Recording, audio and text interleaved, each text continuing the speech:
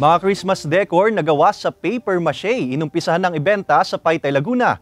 Iba't ibang dekorasyong pampasko tampok sa ilang pwesto sa bayan. Silipin yan sa report ni Paul Hernandez.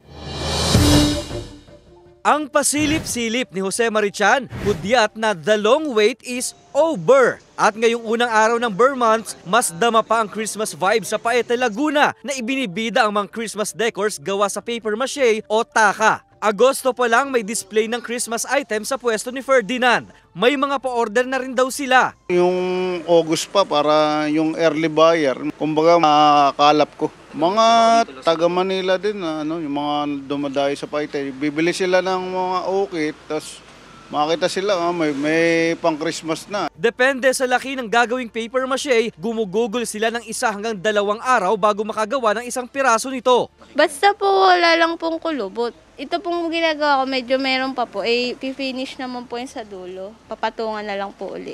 Bukas na rin sa mga mamimili ang ilang pwesto. Makakabili ng hanging Santa Claus na paper mache mula 230 hanggang 350 pesos. May standing Santa with lamp din na mabibili mula 600 hanggang 3,500 pesos. Sa malalaki sa matataas namin ganito, usually sa mga bata, nagpapapicture sila. Yung sa mga pumapasyal dito, nalilibang sila, natutuwa sila. May Filipiniana dolls din na pwedeng pangregalo sa Pasko na 400 pesos naman ang isang pares. May mga pang-display rin na gawa sa resin na nagsisimula ang presyo mula 300 to 30,000 pesos. Umaasa ang mga nagtitinda na habang papalapit ang Disyembre ay siya ring paglakas pa ng kanilang negosyo.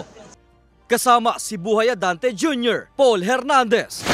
Balitang Southern Tagalog.